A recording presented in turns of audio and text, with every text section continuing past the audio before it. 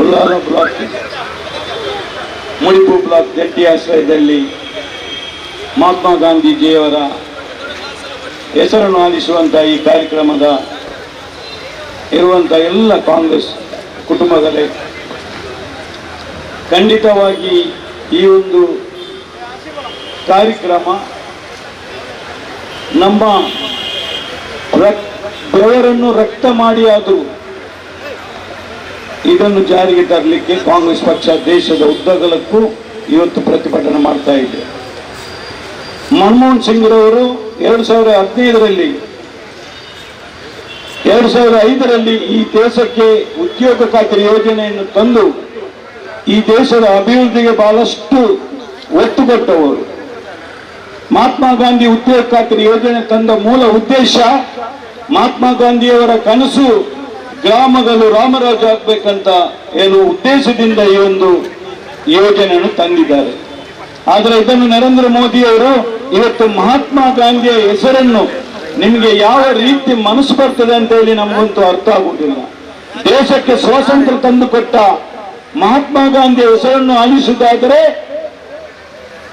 ನರೇಂದ್ರ ಮೋದಿಯವರೇ, ನೀವು ಪ್ರಧಾನಮಂತ್ರಿಯಾಗಿ ಇವತ್ತು ಈ ದೇಶದ ಉದ್ದಗಲಕ್ಕೂ ಕಾರ್ಯಕ್ರಮ ಮಾಡ್ತಿರಲ್ಲ ಅಥವಾ ಸೇವೆ ಮಾಡ್ತಿರಲ್ಲ, ಇದು ಮಹಾತ್ಮ ಗಾಂಧಿ ಬ್ರಿಟಿಷರನ್ನು ಓಡಿಸಿ ಈ ದೇಶಕ್ಕೆ ಸ್ವಾತಂತ್ರ್ಯ ತಂದು ಕೊಟ್ಟ ಉದ್ದೇಶದಿಂದ ಇವತ್ತು ನೀವು ಪ್ರಧಾನಮಂತ್ರಿ ಆಗಿದ್ದು ಹೊರತು ನಿಮ್ಮ ಬಿಜೆಪಿ ಪಕ್ಷದವರು ಯಾರ ಸೇವೆಯಿಂದ ಈ ಪ್ರಧಾನಮಂತ್ರಿ ಆದದ್ದವರಲ್ಲ. ಇವತ್ತು ಅಮಿತ್ ಶಾ ಅವರು ಗೃಹ ಮಂತ್ರಿಯಾಗಿ ಕೆಲಸ ಮಾಡುವ ಮೂಲ ಉದ್ದೇಶ ಮಹಾತ್ಮ ಗಾಂಧಿಯವರ ಆ ಒಂದು ಬೆವರಿನ ಹನಿ, ಆ ಬೆವರಿನ ಹನಿಯನ್ನು ನೀವು ಆಲಿಸಲಿಕ್ಕೆ ಹೊರಟಿದ್ದೀರಲ್ಲ, ಖಂಡಿತವಾಗಿ ನಿಮ್ಮನ್ನು ವಿಶ್ವವೇ ಮೆಚ್ಚುವುದಿಲ್ಲ. ದೇಶ ಬಿಡಿ, ನಮ್ಮ ಇಡೀ ವಿಶ್ವದಲ್ಲಿ ಮಹಾತ್ಮ ಗಾಂಧಿಯವರ ಪುತ್ಥಳಿಯನ್ನು ಮಾಡಿ ಗೌರವ ಕೊಡುವಾಗ ನೀವು ಈ ಭಾರತದಲ್ಲಿ ಹುಟ್ಟಿ ಮಹಾತ್ಮ ಗಾಂಧಿಯವರ ಹೆಸರನ್ನು ಆಲಿಸುವುದಾದರೆ ನಿಮಗೆ ಯಾವ ರೀತಿ ಮಾತಾಡಬೇಕಂತ ನಮ್ಗಂತೂ ಅರ್ಥ ಆಗುವುದಿಲ್ಲ. ಮಹಾತ್ಮ ಗಾಂಧಿ ಉದ್ಯೋಗ ಖಾತ್ರಿ ಯೋಜನೆ ತಂದದ್ರಿಂದ ರಾಜ್ಯದಲ್ಲಿ ಅದೆಷ್ಟೋ ಗ್ರಾಮ ಪಂಚಾಯತ್ಗಳು ಇವತ್ತು ದುರಸ್ತಿಯಲ್ಲಿತ್ತು. ಆದರೆ ಗ್ರಾಮ ಪಂಚಾಯತಿನ ಅಧ್ಯಕ್ಷರಿಗೂ ಸರ್ವ ಸದಸ್ಯರಿಗೂ ಒಂದು ಅವಕಾಶ ಕೊಟ್ಟು ರಾಜೀವ್ ಗಾಂಧಿ ಸೇವೆ ಕೇಂದ್ರವನ್ನು ಪ್ರಾರಂಭಿಸಿ ಇವತ್ತು ಗ್ರಾಮ ಪಂಚಾಯತಿ ನಡೆಯುವ ಮೂಲ ಉದ್ದೇಶ ಅದು ಮಹಾತ್ಮ ಗಾಂಧಿಯವರ ಹೆಜ್ಜೆ ಅಂತ ನಾನು ಈ ಸಂದರ್ಭದಲ್ಲಿ ಹೇಳಲಿಕ್ಕೆ ಬಯಸ್ತೇನೆ. ಇವತ್ತು ಮಹಾತ್ಮ ಗಾಂಧಿಯವರ ಉದ್ಯೋಗ ಖಾತ್ರಿ ಯೋಜನೆಯಲ್ಲಿ ಆದಂತ ರಾಜೀವ್ ಗಾಂಧಿ ಸೇವೆ ಕೇಂದ್ರವನ್ನು ಕೆಲವು ಬಿಜೆಪಿ ಪಂಚಾಯತಿಯವರು ರಾಜೀವ್ ಗಾಂಧಿ ಸೇವೆ ಕೇಂದ್ರವನ್ನು ಬೋರ್ಡ್ ಹಾಕಲಿಲ್ಲ.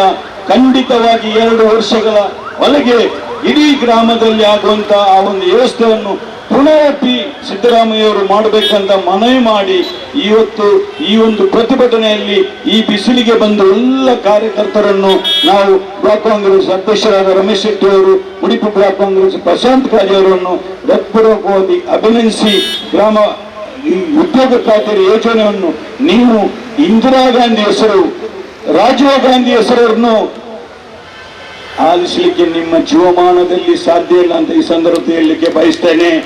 ನಿಮ್ಮ ವಾಜಪೇಯಿ ಅವರಿಗೆ ನಾವು ಗೌರವ ಕೊಡ್ತೇವೆ, ನೀವು ಇಂದಿರಾ ಗಾಂಧಿಗೆ ಅದೇ ರೀತಿ ರಾಜೀವ್ ಗಾಂಧಿ ಅವರಿಗೆ ಮನಮೋಹನ್ ಸಿಂಗ್ ಅವರ ಹೆಸರನ್ನು ಆಲಿಸುವಾಗ ಕಾಂಗ್ರೆಸ್ ಪಕ್ಷ ದೇಶದ ಉದ್ದಗಲಕ್ಕೂ ವಾಜಪೇಯಿ ಆರೋಗ್ಯಶ್ರೀಯನ್ನು ಇವತ್ತಿಗೆ ಮುಟ್ಲಿಕ್ಕೆ ಹೋಗುವುದಿಲ್ಲ. ಇದು ಕಾಂಗ್ರೆಸ್ ಪಕ್ಷದ ಸಿದ್ಧಾಂತ. ಈ ಸಂದರ್ಭದಲ್ಲಿ ಹೇಳಿಕೊಂಡು ಮಾತಾಡಲಿಕ್ಕೆ ಅವಕಾಶ ಮಾಡಿಕೊಟ್ಟ ಎಲ್ಲರನ್ನು ಹೊಂದಿಸಿ ನನ್ನ ಮಾತನ್ನು ಮುಗಿಸ್ತೇನೆ. ಜೈ ಕಾಂಗ್ರೆಸ್.